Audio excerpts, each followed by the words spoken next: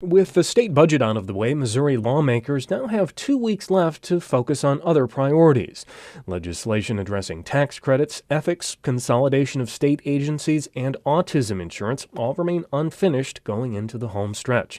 St. Louis Public Radio's Marshall Griffin reports. The battle over tax credits flared up nearly 2 weeks ago when Governor Jay Nixon held a press conference with educators and called on lawmakers to place a cap on all incentives and transfer oversight to his Economic Development Department. House leaders balked at the move, and their stance remains unchanged, according to House Majority Floor Leader Stephen Tilley. The jobs that are being done, a lot of them are being done by tax credits. We've got 10% unemployment, and his answer is to basically unilaterally disarm with all of our surrounding states. The pro tem of the Kansas Senate said they were looking at actually expanding their tax credit proposals to be more aggressive on economic growth and development. But Minority Floor Leader Paul Lavoda says Republicans are to blame, not the governor, for any lack of action on bolstering Missouri's economy. There's been no movement from the beginning of session, so there doesn't seem to be an urgency on the behalf of the majority party to get any of these things done. I don't know what they want to get done. And Lavoda says that also applies to the fact that legislation to provide autism insurance coverage and to reform ethics haven't been finalized.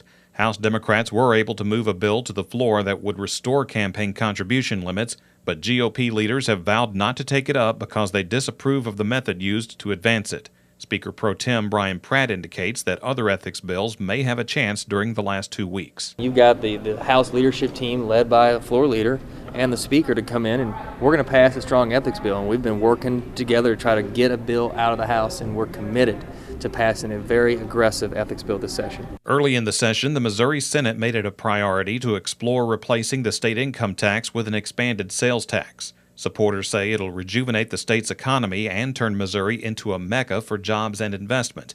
Opponents say it would levy new taxes on all kinds of services and end tax breaks to businesses and nonprofit charities. Although the proposal is not expected to pass this year, backers in the Senate have indicated they'll make another push during the final weeks of session. Senate Minority Floor Leader Victor Callahan says that would be irresponsible. It might be the best thing in the world, it might be the worst thing in the world. We have no idea. But there is some responsibility before you put something in the Constitution to know what it does. No other state in the Union has ever done this. The Senate has also dedicated a lot of time and effort to proposals that would reorganize state government.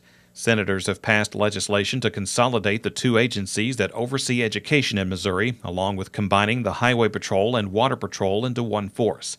Dave Robertson, a political science professor at the University of Missouri St. Louis, says those proposals could be held hostage by the House in exchange for something their leaders want. Absolutely.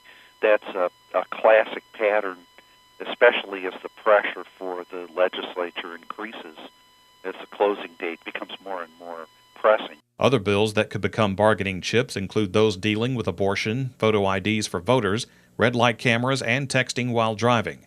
Some or most of these may fail in the final 2 weeks, but Robertson predicts that lawmakers will find a way to pass legislation providing autism insurance coverage. Particularly if it doesn't cost money but requires insurance companies to eat a little bit of their profits to expand coverage. It is of concern to people across the economic and political spectrum. And Robertson adds that this year's session is already unprecedented because lawmakers wrapped up the state budget a week early. The session ends Friday, May 14th at 6 p.m. In Jefferson City, I'm Marshall Griffin, St. Louis Public Radio.